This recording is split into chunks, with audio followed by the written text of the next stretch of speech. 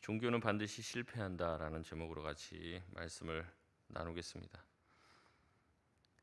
마가복음에서는요, 한 이야기 안에 다른 한 이야기를 끼워 넣는 방식으로 마가가 예수님의 그 말씀을 더욱더 강조하는 그런 방식의 서술을 많이 보게 되는데요. 일명 이제 샌드위치 구조입니다. 그 위에 이제 위아래로 이 빵이 있고 그 안에 내용물이 들어가 있듯이 그런 방식으로 설명을 한다는 거죠.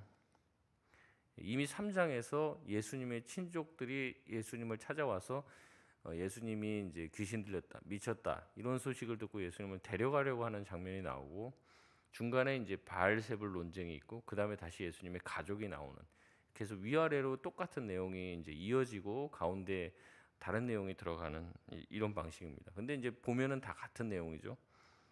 5장에서도 똑같아요. 이 회당장 야이로의 딸을 고쳐달라고 야이로가 부탁하고 길을 떠납니다. 근데 길 도중에 혈루증 걸린 여인을 만나고 그 치료한 다음에 다시 이제 회당장 야이로의 집으로 가는. 그래서 회당장 야이로의 집에 가는 도중에 있었던 일이 중간에 등장을 하는 거죠. 이런 식으로 샌드위치 구조가 나옵니다. 이제 뒤에 가면 또 나와요. 또 나오는데 이런 식의 이제 서술을 많이 하는데, 오늘 본문도 이 샌드위치 구조의 본문입니다. 맨 앞과 맨 뒤는 이제 열매 없는 무화과 나무에 대한 가르침과 내용들이 나오고요. 중간에는 성전을 깨끗하게 하시는 내용이 등장을 합니다. 이런 샌드위치식의 진술을 통해서 저자의 의도를 더욱더 분명하게 드러내는 방식으로 말씀이 진행되는 것이죠. 먼저 12절에서 14절까지 열매 없는 무화과 나무를 저주하시는 내용을 살펴보겠습니다. 오늘 12절 말씀을 보면 예수님께서 베다니를 나와서 예루살렘을 향해 가실 때 예수님께서 시장함을 느꼈다고 얘기를 하죠. 주위를 살펴보십니다. 그리고 멀리서 잎사귀가 있는 무화과 나무를 보셨다는 거죠. 잎이 있기 때문에 뭔가가 있을 것이라는 기대감을 가지고 가까이 갔지만 그 무화과 나무에는 열매는 없고 잎사귀뿐이었습니다. 그러면서 마가는 13절 마지막 부분에 보면 그 잎사귀밖에 없고 열매가 없는 이유를 뭐라고 얘기합니까? 무화과의 때가 아니었기 때문에 열매가 없었다고 얘기합니다. 때가 아니니 열매가 없는 것도 이상한 일이 아니죠. 그런데 이상한 일은 지금부터 시작이 됩니다. 예수님은 무화과를 향해 오히려 저주를 퍼붓습니다. 14절 말씀 같이 한번 읽겠습니다. 시작. 예수께서 나무에게 말씀하여 이르시되 이제부터 영원토록 사람이 내게서 열매를 따먹지 못하리라 하시니 제자들이 이를 듣더라. 아멘. 예수님의 이 발언은 다소 충격적입니다. 마치 그 나무를 통해서 자신의 시장함을 달래려고 했는데 가보니까 열매가 없는 거죠. 헛수고했다는 마음에 신경질이 나 나무를 향해 저주를 퍼붓는 것처럼 마치 어린아이와 같은 행동을 보이시기 때문에 그렇습니다. 심지어 때가 아니요 열매 맺지 아니한 나무를 향해 예수님이 저주했다는 사실은 더욱더 충격적이죠. 여러분, 예수님은 능력이 많으신 분입니다. 열매 맺지 않은 나무를 향해서 열매를 맺어라 이렇게 말씀하실 수는 없었을까요? 열매 없다고 그 나무를 저주해서 굳이 말라 죽일 이유가 있냐는 거죠. 축복을 할 수도 있지 않았냐는 말입니다. 그러나 예수님은 열매를 내게 하지 않고 오히려 그 나무를 마르게 합니다. 여기는 예수님께서 의도하신 중요한 신학적인 의미가 있기 때문에 그런 것이죠. 무화과 나무를 좀 살펴봐야 되는데요. 보통 무화과 나무는 3, 4월에부터 열매가 먼저 생기기 시작합니다. 열매가 조그맣게 이제 자라기 시작하면서 서서히 잎이 나오는 거죠. 그리고 잎이 점점 무성해지며 이제 여름에 추수를 하는데 뭐 이르면 5월 말, 좀 이제 5월 말부터 시작해서 6월 달까지 계속해서 추수의 시기입니다. 그러니까 외관상으로 이때가 정확하게 언젠지 알기는 어렵지만 잎이 무성하다는 것은 그 안에 열매가 있을 수 있다는 것을 기대할 수 있는, 그 뭐 대단하게 큰 열매를 수확하는 것까지는 아니지만 일찍 잎이 이렇게 무성해졌다는 것 자체가 작은 열매라도 기대할 수 있는 상황이었다는 거죠. 특히 무화과 나무는 이스라엘을 상징하는 나무입니다. 보통 구약 성경에서 이스라엘을 표현할 때 이 무화과 나무와 포도나무를 많이 인용을 합니다. 열매가 없다는 것은, 이 무화과 나무에 열매가 없는 것은 하나님과의 관계가 온전치 못한 결과로 이해할 수도 있다는 거죠. 예수님은 무화과 나무를 찾아왔습니다. 이 잎이 무성한 무화과 나무에 어느 순간 열매가 그렇잖아요. 열매가 한순간에 막 아무것도 없다가 갑자기 자고 일어났더니 뭐 사과가 갑자기 탁 하나가 덩그러니 있지는 않잖아요. 그러니까 아주 작은 사과에서부터 시작해 점점 크잖아요. 그러니까 예수님이 무화과 나무를 통해서 기대했던 것은 온전한 무화과 열매는 아닙니다. 근데 이제 그렇게 잎이 많다는 것 자체가 이제 작은 어떤 열매라도 기대했다는 거죠. 예수님이 무화과 나무를 찾고 무화과 나무에게 열매를 요구했습니다. 그러나 예수님이 기대한 열매는 없었죠. 때가 되지 않았더라도, 일상적인 무화과 나무의 때가 되지 않더라도 주님이 요구하실 때, 문제는 주님이 언제 요구하실지 모르지만 주님이 요구하실 때 그 열매가 있느냐 없느냐, 그게 중요한 겁니다. 그러니까 우리가 생각했을 때는 어느 때쯤에 뭐가 어떻게 될 건지 생각하고 그냥 손 놓고 있는 경우가 많이 있는데, 그게 아니라는 거예요. 주님이 찾아오시는 날은 언제 찾아올지 모르죠. 우리가 억울하게 생각할 수도 있습니다. 아직 내가 생각하는 그때가 되지 않았는데요. 근데 그 때가 중요한 게 아닙니다. 내가 생각하는 때가 중요한 게 아니라 예수님이 찾아와서 그 요구를 하는 그때가 중요하다는 거죠. 그렇게 요구하실 때 그 열매가 있느냐 하는 문제죠. 예수님은 나무를 향해 저주하시고 장면은 성전으로 전환됩니다. 15절에서 19절까지의 내용은 무화과 나무 이야기 사이에 삽입이 된 것처럼 끼어 있는 성전 정화의 사건입니다. 예수님은 제자를 데리고 성전으로 들어가시죠. 들어가서 성전 안에 매매하는 자들, 또 돈을 환전하는 자들, 비둘기 파는 자들의 의자를 다 뒤집어 엎어버리십니다. 예수님의 행동은 거침이 없습니다.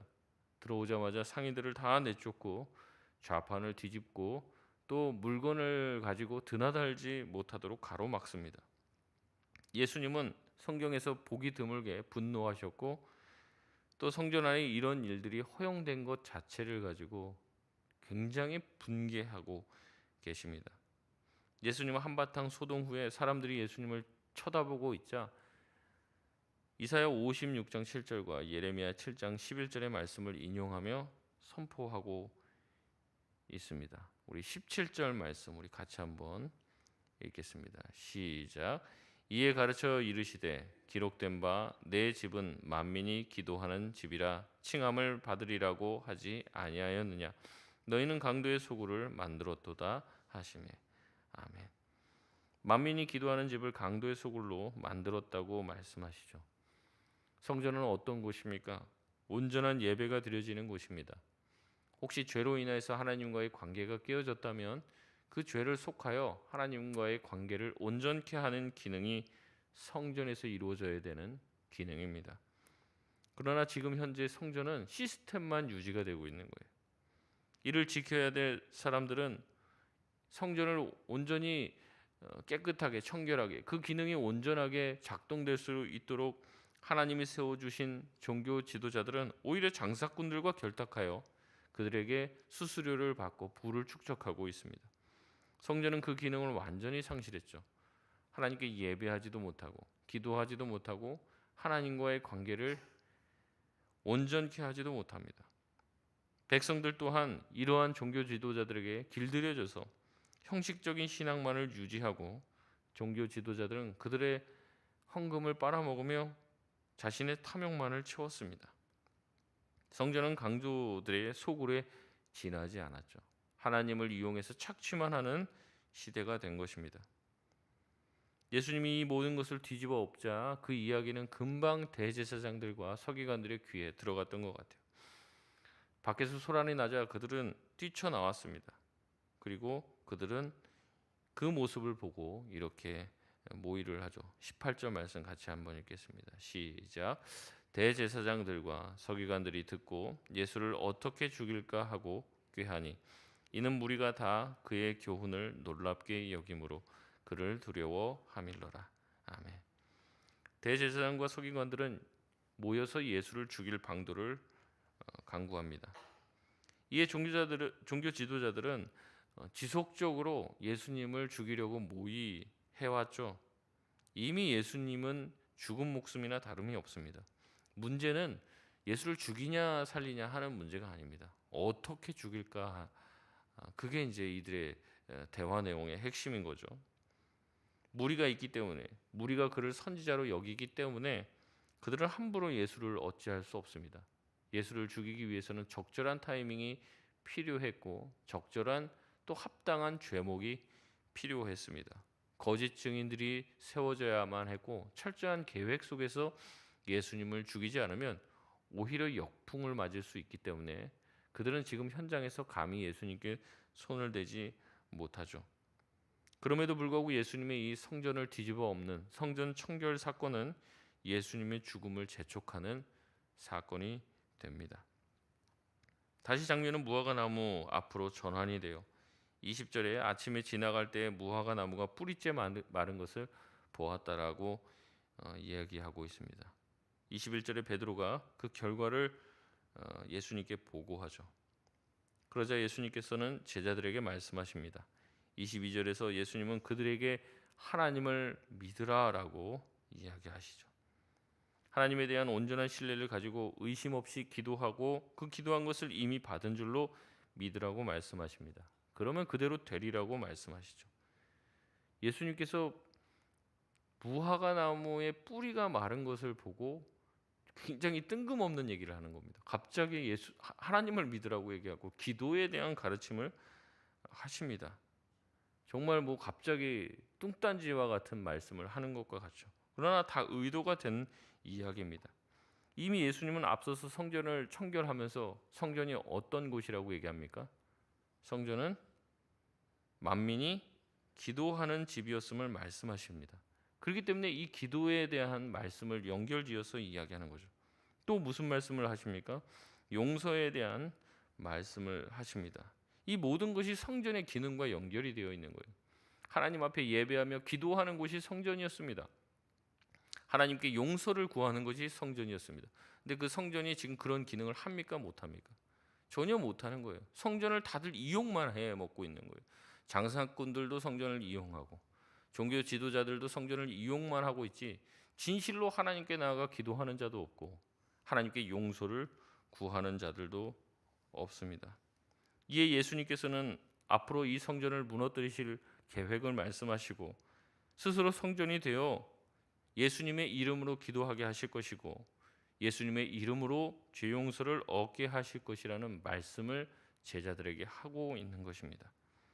열매 없는 무화과 나무는 성전과 같아요.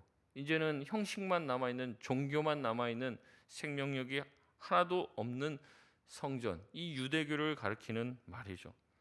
열매 없는 무화과 나무가 결국에는 말라버리고 잎만 무성하고 안에 어떠한 생명도 출산하지 못하는 그러한 유대교는 반드시 무너지고 그 뿌리째 말라버리게 될 것을 예수님이 말씀하십니다.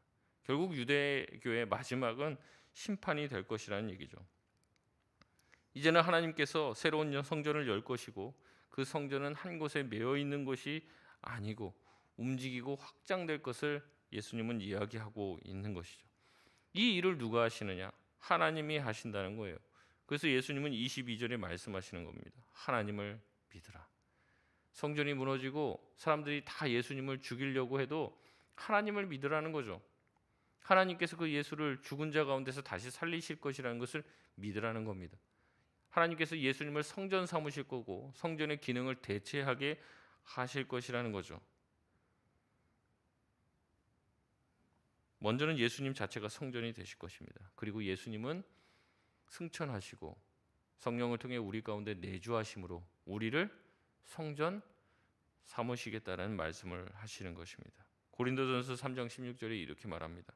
너희는 너희가 하나님의 성전인 것과 하나님의 성령이 너희 안에 계시는 것을 알지 못하느냐.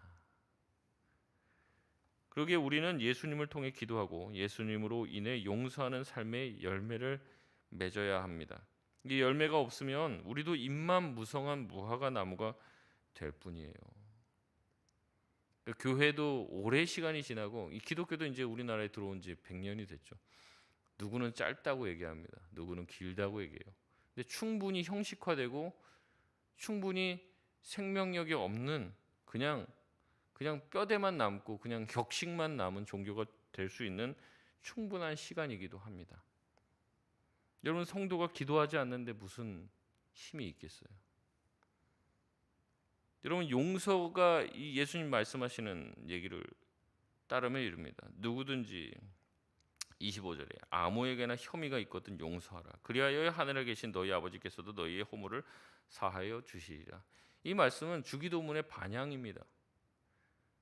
너희가 너희에게 죄 지은 자를 사해 준 것 같이 내가 너희의 죄를 사해 주겠다. 너희가 용서하지 않으면 하나님의 용서를 기대하지 말라는 거죠. 이것은 1만 달란트 빚진 자의 비유와도 같이 맞닿아 있습니다. 하나님의 용서를 바라면서 하나님의 그 크신 용서를 바라면서 왜 너희는 용서하고 품지 못하느냐는 거죠. 그에게 성전에서 와서 하나님께 용서를 구하는 것은 무엇입니까? 나도 나에게 죄 지은 자를 뭐 해주겠다는 거예요? 용서해 주겠다는 거예요. 그게 성전으로서의 나의 역할입니다. 예수님 자신이 그렇게 하셨습니다. 예수님은 하나님께 기도하셨어요. 십자가에 죽으시면서도 뭐라고 기도했습니까? 저들이 하는 짓을 알지 못합니다. 저들의 죄를 사해 달라고. 용서의 기도를 하며 자신이 용서받기를 바라신 거고 자신이 먼저 하나님 앞에 기도하는 길을 가신 것이죠. 이것이 성전의 역할입니다. 우리 또한 성령이 내주하시고 우리가 성전이 되었다는 것은 우리 또한 기도하는 삶을 사는 것이고 또한 동시에 어떻게 해야 됩니까? 누군가를 용서하는 삶을 살아야 한다는 것입니다. 이게 열매예요, 열매. 내가 무화과 나무, 참된 무화과 나무가 되었다는 것은 기도하는 삶을 산다는 겁니다. 그리고 기도를 통해 열매를 맺는 것이죠. 기도하지 않는 성도에게 무슨 열매가 맺겠습니까? 형식적인 기도, 그냥 형식적인 기도, 그냥 시작할 때 기도하고 끝날 때 기도하고 밥 먹기 전에 기도하는 그런 형식적인 기도에 아무 힘도 없는 거예요. 아무 힘도. 그 형식적인 기도를 뛰어넘어야 되는데 형식만 남아 있는 교회 계속 그렇게 가면 열매 없는 무화과 나무가 되어 하나님의 심판을 받게 된다는 겁니다. 성전이라고 할지라도 하나님의 이름으로 세워진 하나님의 집이라고 할지라도 저주를 받아 그 뿌리째 마르게 될 것이라고 이야기합니다. 그렇기 때문에 생명력을 잃어버린 교회, 기도하지 않고 용서가 없는 교회는 어떻게 됩니까? 결국에 열매 없는 교회가 되고 그런 교회는 말라버리겠다는 경고입니다. 여러분, 우리 자신을 돌아보시길 바랍니다. 우리 교회도 돌아봐야 되는 거죠.